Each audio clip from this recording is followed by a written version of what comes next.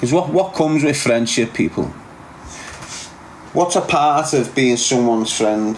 Is it like loyalty? If someone's your friend, you're loyal to them, aren't you? So it's not just being a friend. You know, there's a lot of things that you don't really consider because you're his friend. You're not considering, should I be loyal to this kid? You know, that gets bypassed because he's your mate. You know, you're loyal regardless. You're not assessing. Do you understand what I'm saying? So like loyalty, trust.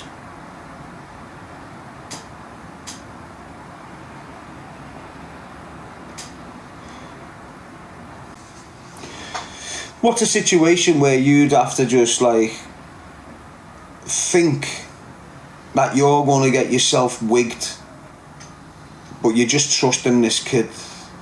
You sat in his Pazzy of his car thinking to yourself, I'm getting wigged here. But you're trusting that kid. Is that where you've put your life in their hands? If that's the case, give me a legal scenario of the same situation. Can you give me a legal where you've got legit members of the public putting each other's lives in their hands? You can't, can you? I don't think you can you? Well, like a bus driver, because he's got passengers, got all them lives in his hands. Sweet, mate. You know, you're a legit member of the public. You've never committed a crime. You've never harmed a human. I'm quite happy to let you risk my life by driving this bus. You couldn't do that in a criminal way, could you, right? No. And that's where loyalty kicks in. And that's where a lot of people scream about loyalty in that area, where there's a lot of youth becoming loyal to the wrong individuals. And in the groups that we all existed in when we're kids or whatever, even now, loyalty's massive. You know, if one of the elders see you talking to some kid down there, he's looking at you a little bit scatty. Do you understand? It's like the elders don't let the youth forget the mix and just crack on in life for free knee. It's like the elders drop down their mentalities of loyalties to the group and bam, bam, bam, bam, bam. We all know that. Loyalty is a good thing if you put on it on the right thing. If you're giving your loyalty to the right situation and the right individual, it can only be a good thing. But if you're giving it to someone that's pulling the wool over your eyes when you're 15 and they're 24, do you understand what I'm saying? It's different. To be honest with you,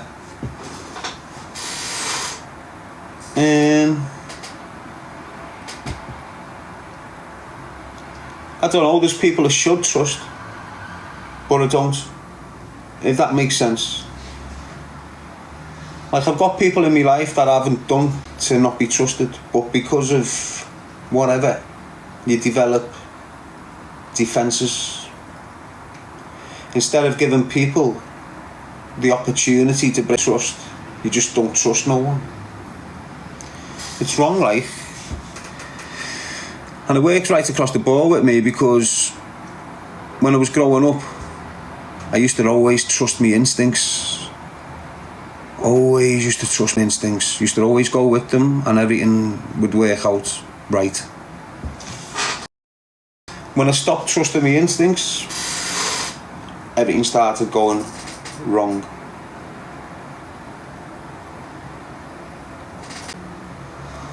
That's what it is, Queenie. Trust your instincts. Sometimes you might get them wrong, but you learn.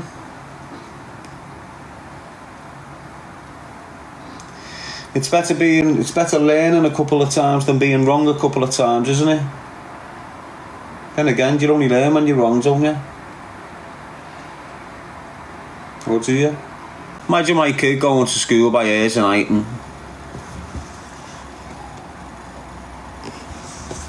and they're reading the register out and you've got the Lamb's kid in the same class, or Cashman's kid in the same class. Hey, my little bear goes, no, then my name's Laura G.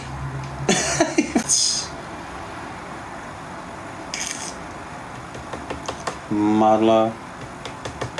So, you know, she's got her mum's name. Just makes it safer for her, doesn't it?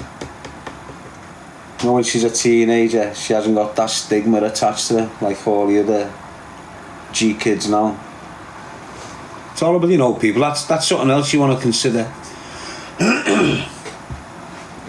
The stigma you create as an adult, it's not like, you know, you're the eldest in that family, so how you carry on sort of projects the name and the how the family is. So if you're a gang of violent mother mates, the kids sort of get the same. You know, everyone looks at the G's as the G's. The kid can be 11, but because his surname's G, oh, there's a G. The kid's never done. He's always been a decent kid, always being polite, but his surname's G, so shit, G. It just hinders them from certain, because people hold grudges for years and years and years, and it can impact on the generations below you in all different fashions. You know, there might be people alive now who will be granddads in 15 years who have proper whatever, and they've got this, and they've had this since they were growing up. And when they're shouting and screaming about the G's in their house, their 19-year-old kid's hearing all this about the G's, so instantly he just picks up this thing for the G's. Do you understand? And it's like a little generational thing. So now these young kids of this son who's heard all about the G's has been screaming about the G's to his kids. And now all of a sudden, there's some kids with the name G in the classroom. And it just hinders them. It just hinders them in little mad ways that if you're not a part of that life, you wouldn't understand. So it just boils down to, innit, adults not looking after children. And I'm not talking like individually here.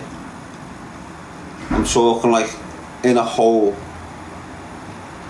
Adults are not looking after the youth.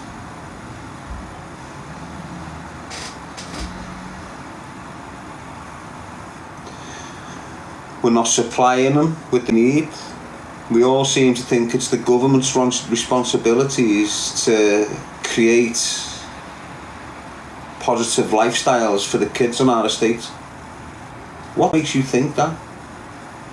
It's never the case. It's never has been the case. You know, years ago when we were growing up, you had people like you can call them community heroes, couldn't you? They'd go out the way and get a coach and go, right kids, let's go, we're going to Southport Beach. And every kid on the estate would be like, hey! And just think, boss day out. No one would have to worry about paying. No one would have to worry about sandwiches or drinks or safety or pedos landing in the sand dunes. Everything was cushy. You don't get that no more. Well, listen to what I'm saying. You should be, shouldn't we? Should be, mate. The amount of waste. We all waste. All of us. We all waste money. Every single one of us waste money on daft. You know, you've got a decent kitchen, so instead of going just getting one Sephora spray bottle, you go and get 5 different flavours. Just waste, innit? Do you understand what I mean? That £10 there for them with the 4 bottles could have went in that pot there for the whole street party at the end of the year. Then we used to have street parties. Oh, Mr. Jones, look. Are you still going on about your wife, kid? Hey, you little scumbag, look here. Forward is the only way to move up. You're not moving up to nothing, lad. You're a dirty, dying scum dealer, Mr. Jones. So why you acting like you're not? You know, you got the worst type of bird you can call a wife. Won't give your head a wobble. And no fella. Calm yourself down, you little ball bag. Yeah, you hear me. Hey, Stain.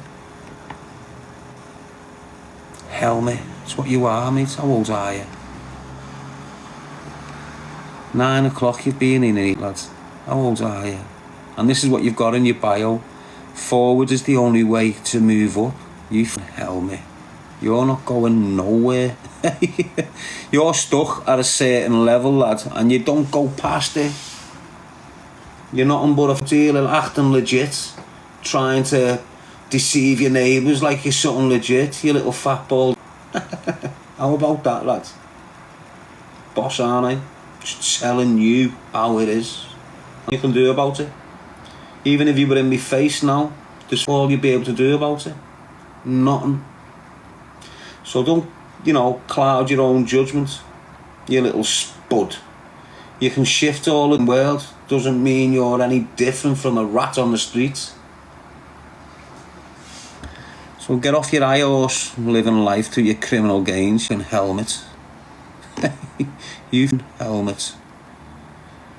He's putting himself out there like he's Pablo Alfabar because he's had his teeth done. Helmet, lad. Yeah. So you and your rough-looking scatty bird, lad, get out me live. Go and cry to your cousins or something.